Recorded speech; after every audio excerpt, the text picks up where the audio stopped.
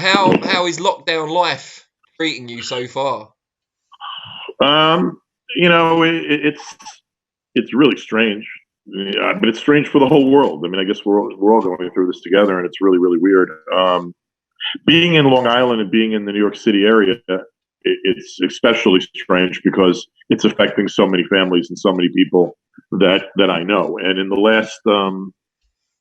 last few days, I'm moving around to a better place where I can see you better. Um, there are so many people that are getting ill here, and so many elderly folk and people that are healthcare workers and stuff that are getting sick. That, like, you know, luckily no one in my family or no close friend of mine, but I've spoken to so many people in the last few days who have lost loved ones, and it's upsetting. It's a tough situation right now, and it's also, the uncertainty is so stressful. It's hard to figure out when we're going to be able to resume life as usual. And right now, I don't think we know that. And I believe your mother is in her 80s. Is that right? My mom's 85. None of us have seen her. You know, I've driven over there and done shopping. You know, I've gotten groceries delivered and left them on her sort of porch and said hello 20 feet away. Sure.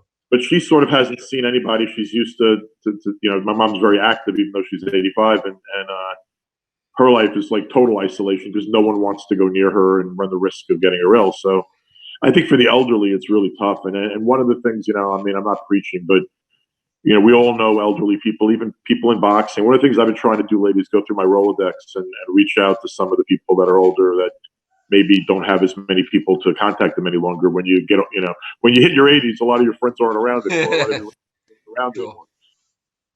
So I think right now is the time to reach out to the old timers and check in on them and let them know that they're being thought of and that they're loved and cared for, because it's a lot of isolation out there. And in a lot of ways, the same is true for people. If we have friends that we know have issues with depression or anxiety or mental health kind of problems, like, this is the time to reach out. And, you know, people ask me, what can I do? What can I do? One of the things about this is, with all the uncertainty with this COVID-19, there's not much to do other than pray if you're a religious person. But one of the things you can do is get on the phone and reach out to people and try to you know, that there's a hashtag out there. It says, like, stay together apart.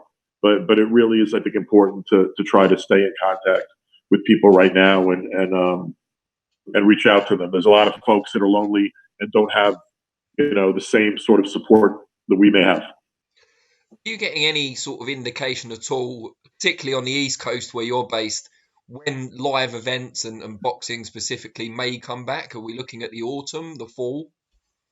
I think we're looking at the fall, for a lot of reasons. You know, I'm a obviously I'm a boxing promoter. That's why I'm on the phone with you. But I'm president of 2 minor league baseball teams, and right now, you know, just with respect to baseball, the uncertainty is there, and they're talking about bringing back Major League Baseball without crowds, and I don't know how imminent that is. And again, there's total uncertainty. My minor league seasons, I don't anticipate that we're going to have. I mean, I would be, at best, we would get back maybe to playing sometime in late summer, but I doubt it, because I don't think that they're going to allow in the States.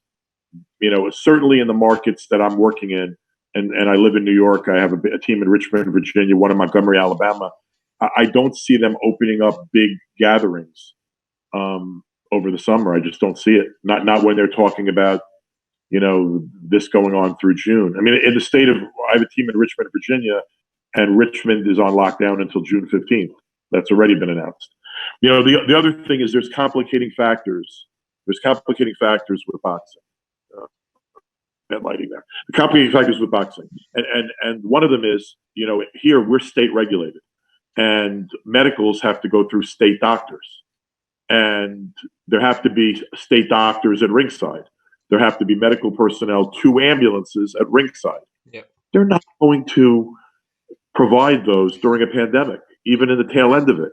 So I think we have to be almost out of this before we can see some form of business as usual. And I think for a while, even if we come back in the fall, I don't anticipate that there'll be no social distancing in the fall.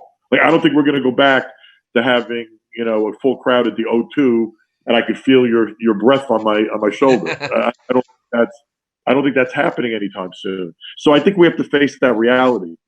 And it's sort of interesting because people keep doing interviews with the Anthony Joshuas and the major fighters, the Canelos, about getting back in the ring.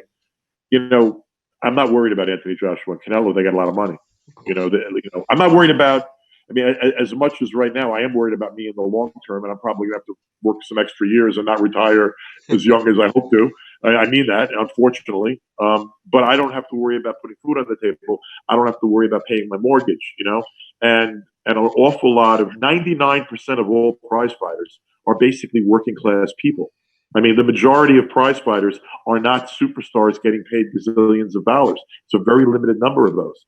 But the rest of those fighters that have to fight 3-4 times a year to make an average living and just be able to pay their rent and put food on the table, a lot of them are confused right now in the States. Now, if you're an independent contractor, and fighters here are independent, all over the world, I think fighters are independent contractors, but they can apply for some form of unemployment, but all of that's still uncertain, and a lot of them are really struggling. So I'm talking to fighters on a regular basis that are really, really worried about it, what they're going to do, and a lot of them are parents and how they're going to take care of their kids, and then their kids are home. There's no schooling right now, and there's no work for them to do, but they're in a position where they have to worry about next month's rent. Now no one's getting evicted here, but the stress on somebody that literally doesn't know where their next literally meal is coming from, that's incredible stress. And that's the majority of fighters in boxing worldwide. And we don't have a commissioner. We don't have a central authority. Where the fuck am I allowed to be? Yeah, go for it. Okay. We're the fucking wild, wild west of sports. We're the wild, wild west. We have nobody administrating our sport. There's no one authority. And as a result of that, I think normalcy in boxing is going to come back. I don't know when things are going to be the way they once were. I really don't. I'm hoping the same way you are, that it's sooner rather than later, but I really don't know. With all that in mind, the fact that we're not to see, at least in boxing, any large events for a number of months, but that there are fighters out there who are desperate to get paid. What do you make of the UFC's decision, seemingly a bloody-minded, stubborn decision, to put on their latest event, regardless of the wider context? I don't want to be. Look, in a weird way, when he talks, if he was talking about moving forward and that concept of an island, you see, the UFC sort of is an island because they're their own regulators, really. They have their own doctors. They're very much their own sort of like microsystem. So I could see that, but this rush to get this event on, what date is it? Next week? Yeah. Next weekend?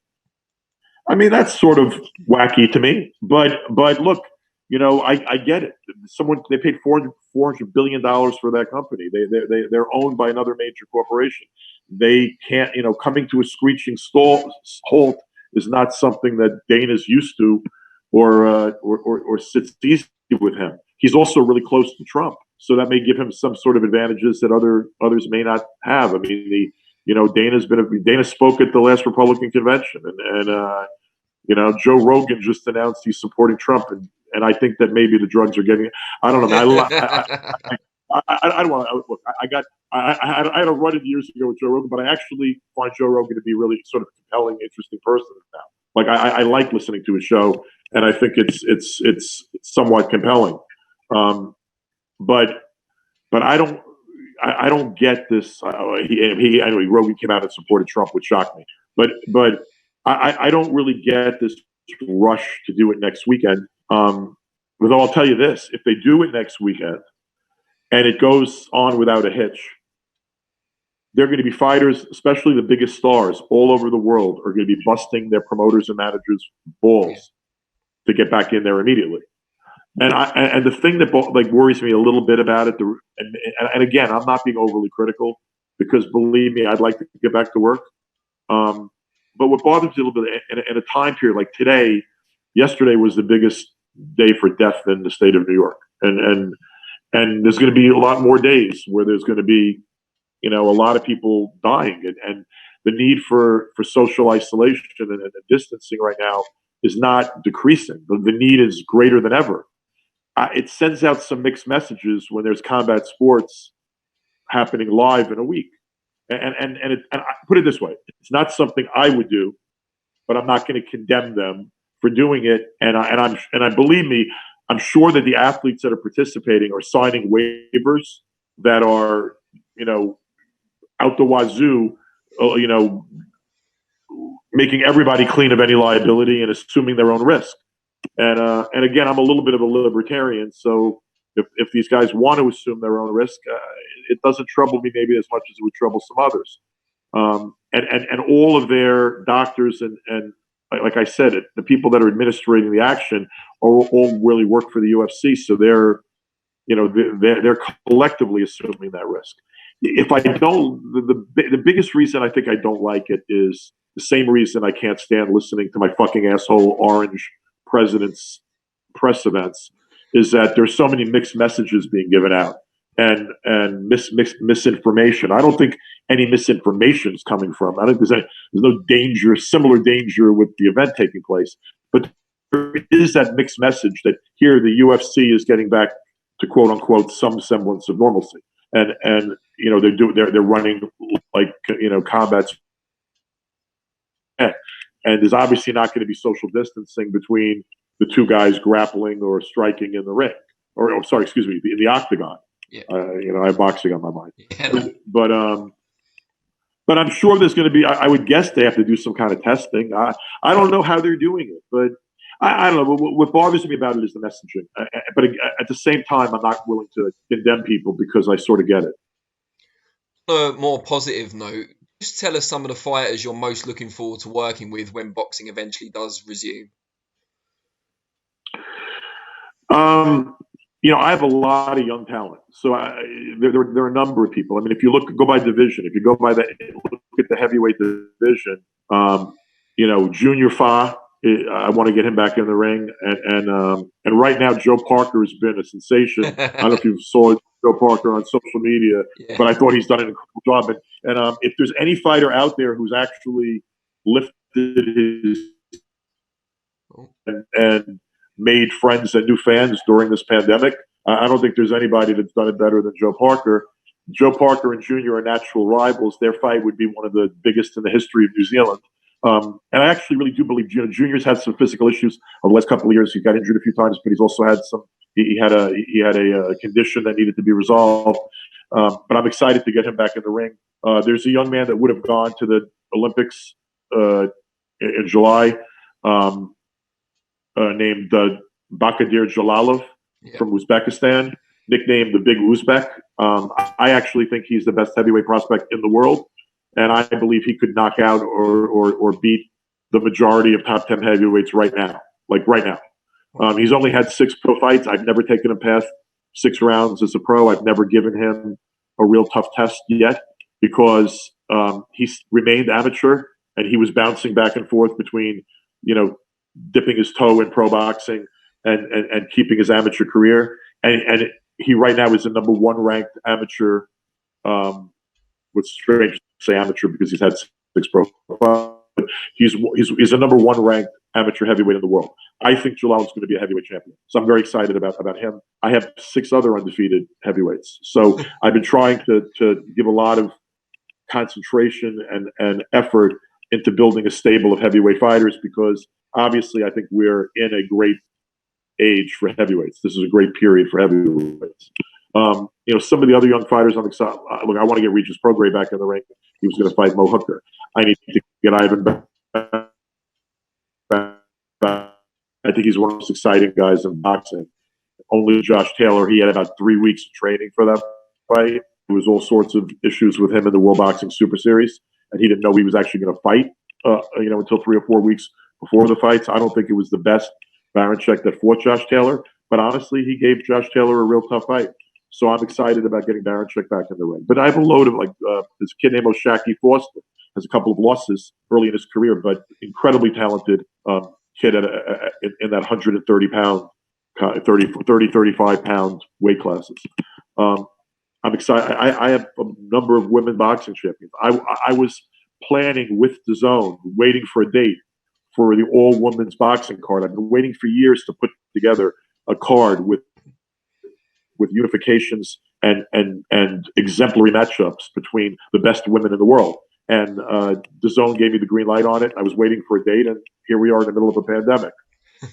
But one of the first things I want to do when we get back, and by the way, the women are single mothers. A lot of these women, a lot of these women who are single mothers are working women, but a lot of them work in areas that are closed down. I mean, my fighters, most of my even my female champions, a lot of them have regular jobs, but their jobs are as personal trainers or teaching classes at gyms. Our gyms are closed down here, so those women are going to need some help. So I really want to bring that all women show to reality when boxing gets restarted. I have a lot of fighters. I have about 60, 70 fighters right now, so I have a lot to be excited about. But I'm really worried about a lot of the fighters I have under contract, honestly, because they're up and coming fighters and challengers right now. They're not the big names and the champions that are going to be the first that the networks and the streaming services want to get back on the air. You know, my fighters aren't pay-per-view fighters yet. So my fighters are more right now in that blue-collar fighter category at the moment, where they need to fight to earn a living. So I am concerned and worried about that. And one of the things I've tried to do is stay in touch with them and offer any help I can offer if they need some short-term help. But to be very transparent about where things are going. I'm not telling my fighters that I expect them to be active again in June or July. I'm not telling them that. I'm telling them how uncertain I am and that they need to go out there and get unemployment. They need to provide to go after state and federal assistance. During this period, it's not something any of us want to do. But look, I'm in a situation also where I'm going to have to furlough employees in my other businesses, not fire them, not lay them off, furlough them, because I can't afford to pay a large number of employees when there's zero income. So it's challenging times, but it's challenging times for all of us. And I also think, I don't want to be preachy, and I know no one wants to listen to my bullshit, but this is a time. If there's ever a time to be kind, to be more giving, to realize that as bad as you have it, and as much as things are worrying you, the majority of people out there have it worse than you do. There's an old saying that if you could throw all your troubles into a bucket and you had to reach in and pick out somebody else's, you probably would rethink the decision afterward.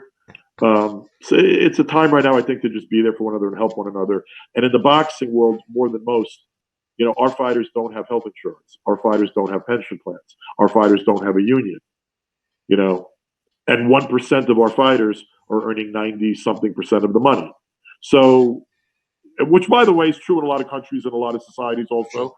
And my mind, I know you don't want to get into politics, but my politics dictate to me that if you ever, one of the things that's coming out of this whole pandemic for me is the insanity of the income disparity that exists in this world, and the insanity of the lack in my country of medical care for all.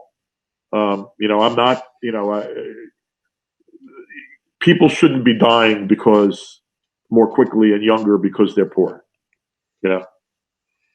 or because they're working class, and that is happening, and we got to do something about it.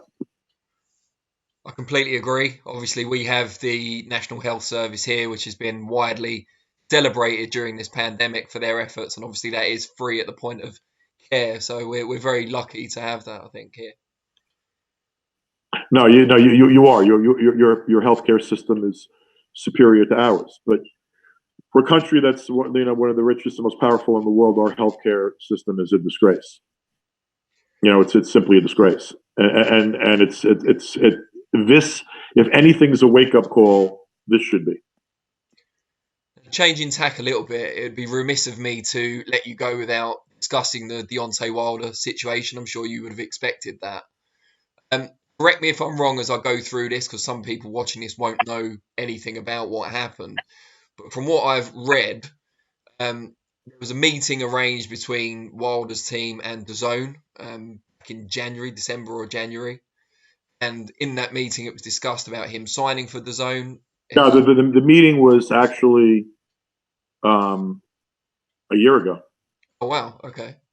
And neither Deontay or myself spoke much really about anything. I only came out and spoke about anything in the last few months, and it was because people asked me direct questions.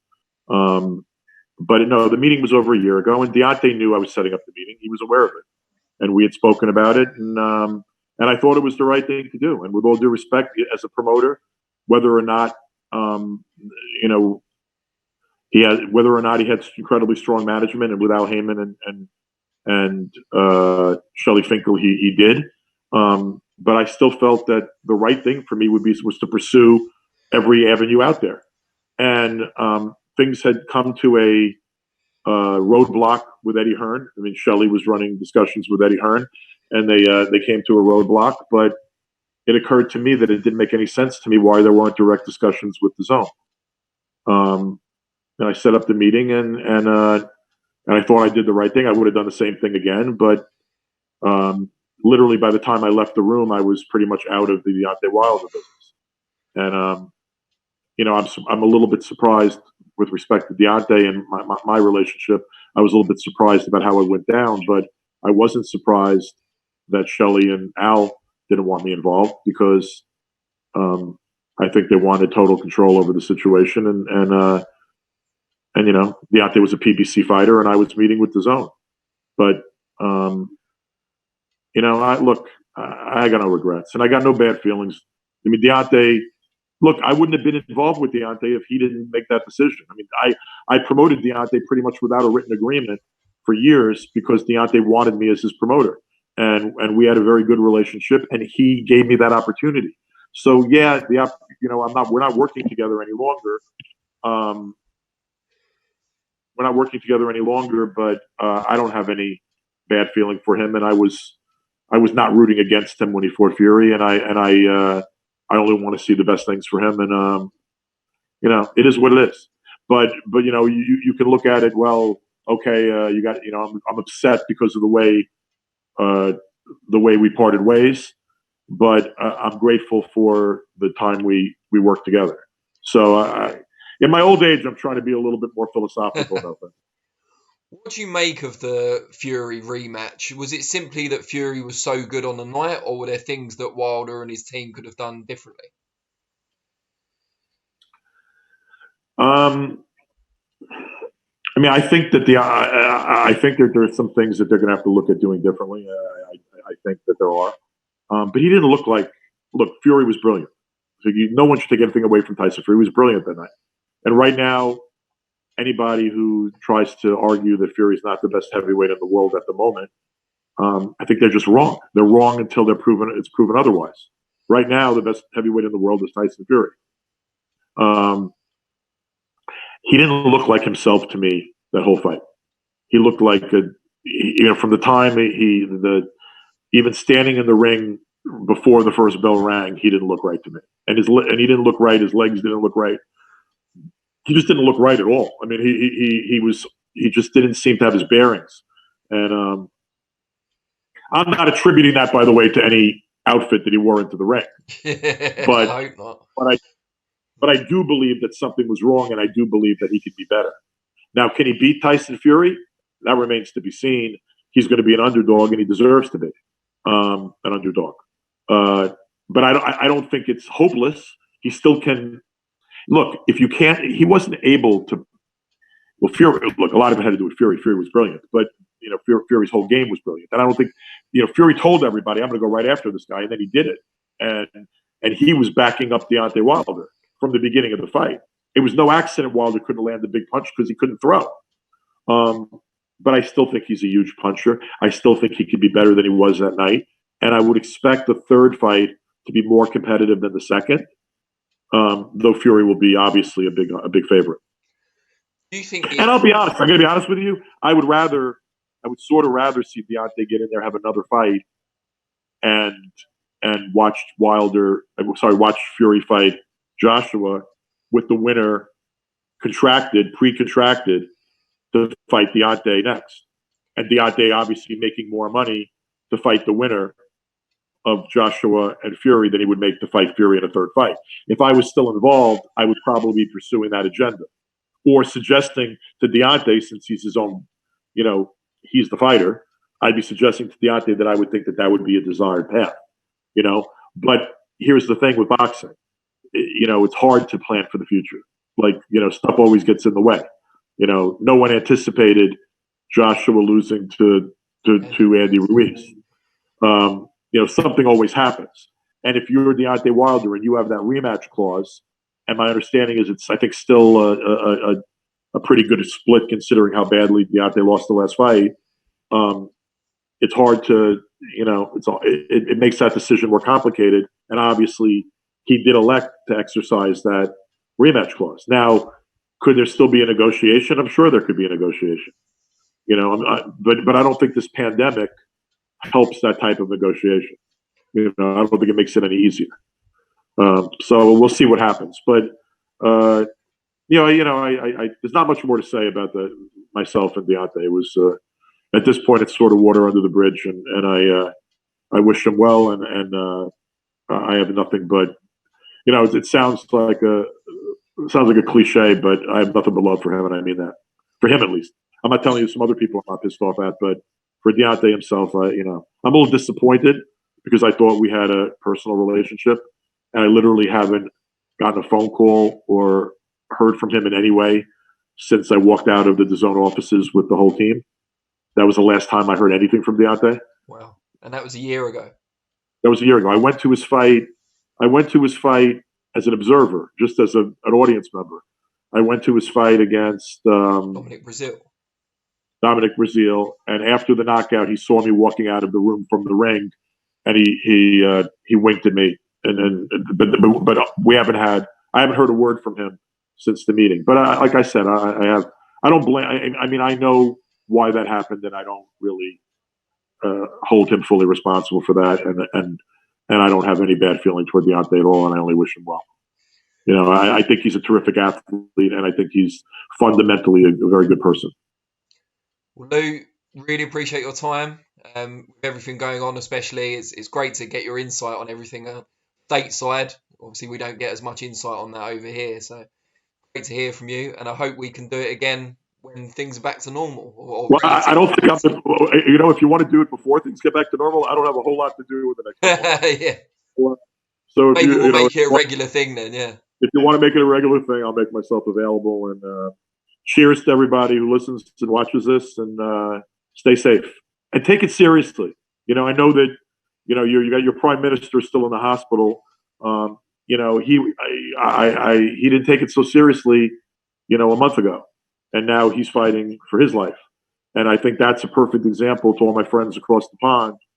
Take this very seriously. I'm telling you where I am right now. It's the epicenter, and I'm watching a lot of wonderful people and hearing about a lot of wonderful people leave this world before their time, whether or not they're elderly, whether or not they have pre-existing conditions, and not only that, but a lot of the people on the front lines really salute those people, because these nurses and doctors, and not only them, but the people cleaning the hospitals and the respiratory therapists and the people stocking the shelves at the grocery store and the people at your drugstore that are still working, they are all dying more rapidly than everyone else. A lot of them are getting ill, and they're getting ill younger than other people because they're surrounded they have more contact with the virus. So appreciate those people and stay home. Stay the fuck home, and take care of yourselves. Thanks, Lou. Take care.